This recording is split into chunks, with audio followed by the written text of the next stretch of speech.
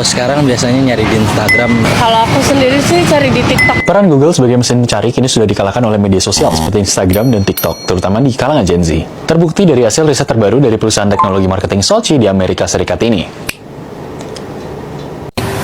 Selain mulai memiliki legalitas hukum dan tanggung jawab yang semakin besar, remaja yang memasuki masa transisi ke dewasa muda juga mengalami perkembangan biologis, psikologis, dan emosional. Hal inilah yang membuat orang dewasa muda rentan terserang gangguan mental. Riset bilang 17,95 juta remaja di Indonesia terkena penyakit gangguan mental. Ini menarik nih. Kok anak zaman sekarang mentalnya pada penyakitan? Apakah ini penyebabnya banyak cegil dan cogil? Sama Kompas dan Kemenkes. Ternyata riset ini dilakukan sama Indonesia National Adolescent Mental Health Survey. Isinya UGM, Unhas, Kemenkes, University of Queensland, dan masih banyak lagi. Berarti valid dan penting banget nih, karena mereka aja sampai collab. Hasilnya bilang kalau 17 juta lebih remaja di Indonesia kena penyakit gangguan mental. Penyebab utamanya karena pengaruh sosmed. Soalnya banyak yang dari kecil udah main sosmed, ngebandingin hidup sama orang lain, jadi banyak pressure, belum lagi ada cyberbullying. Makanya pas remaja jadi sering cemas. Sebutannya tuh gangguan kecemasan atau fobia sosial. Ini kasus yang paling banyak. Ditambah lagi, remaja zaman sekarang ini pola asuhnya permisif. Jadi apa-apa dibolehin sama orang tua. Bahasa kasarnya terlalu dilembekin. Makanya jadi lebih rentan kena penyakit mental. Ini bukan kata saya, tapi hasil riset yang udah kita sebut tadi. I feel like if the concern is about cost, a lot of Malaysia would have preferred the other brands. And actually, iPhones are declining due to the tariffs on China, and China is the main manufacturer for iPhone, right? So a lot of people would either choose a different brand or buy counterfeit goods. So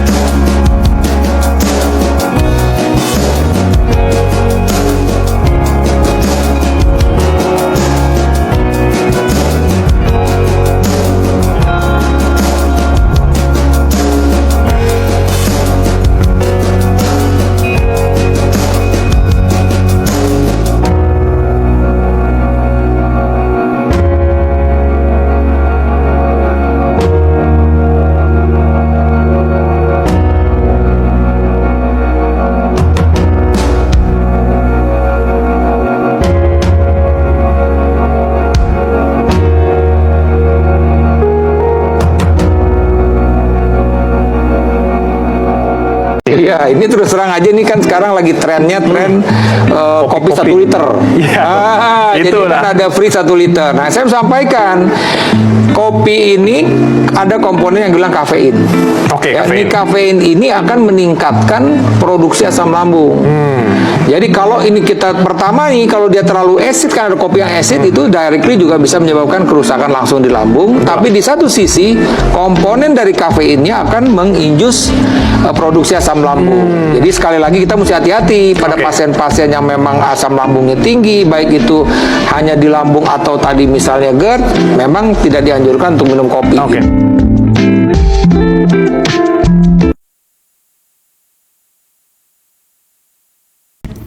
Halo semuanya, selamat datang di podcast Generation, tempat di mana kita ngobrol santai tapi bermakna tentang budaya Gen Z.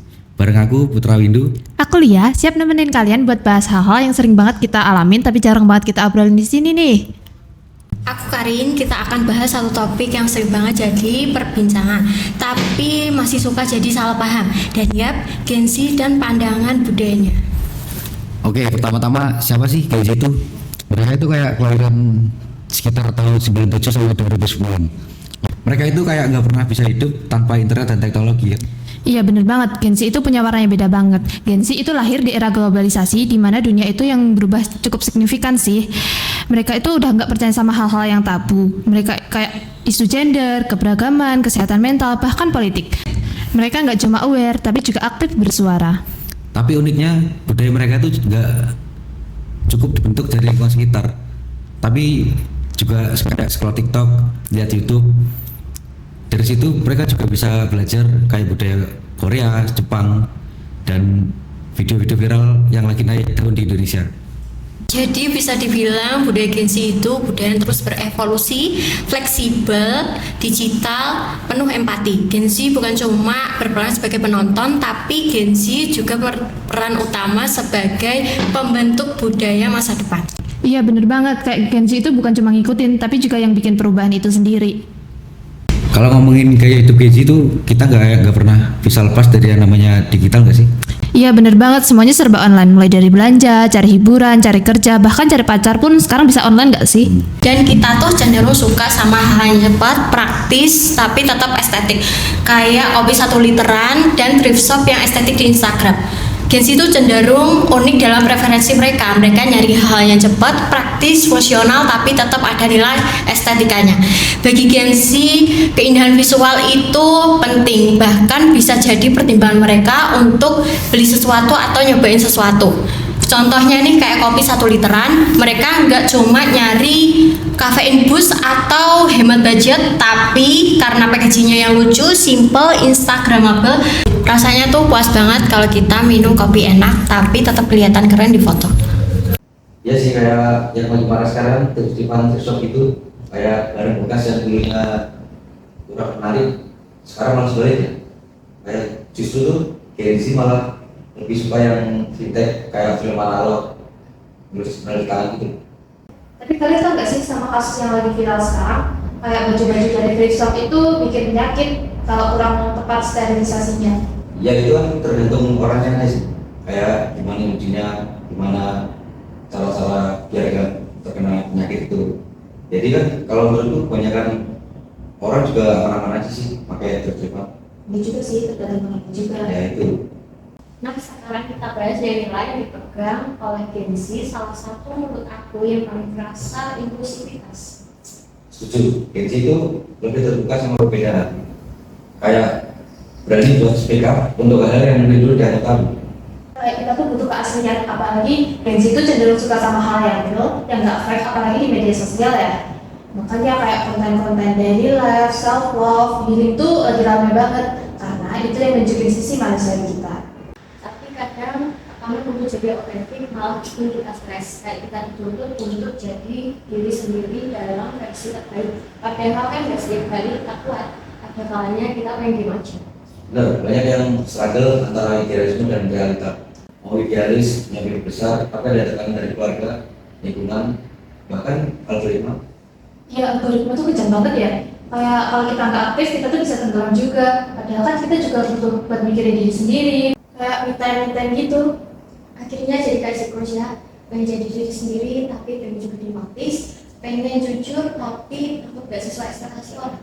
Makanya penting banget punya support system yang sehat, teman-teman yang terima kita apa adanya dan gak toksik. Karena jadi Gen Z itu gak bakal susah sebenarnya. Nah, ngomongin soal tantangan, kayaknya fear of missing out atau yang biasa disebut FOMO udah jadi penyakit khas Gen Z banget nih. Apalagi dengan hidup yang serba cepat dan digital kayak sekarang.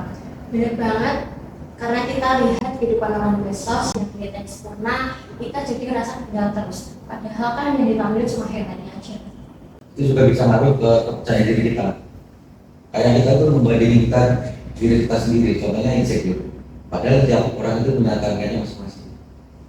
Iya, jadi insecure kan, apalagi ada tekanan buat selalu produktif dan sukses di usia muda. Kadang bikin lupa istirahat dan menikmati proses banget tuh. Dan jangan lupakan soal kesehatan mental. Lain dari kita yang udah mulai aware tentang pentingnya mental health. Misalnya banyak yang bingung juga harus mendapatkan bantuan profesional dari mana, entah karena biaya, stigma, atau bingung harus mulai dari mana. Ya sih, terkait banget. Kadang tuh kita mau cerita ke orang bingung, takut dihakimi. Makanya punya support system yang sehat, mau dengerin cerita kita itu penting banget sih.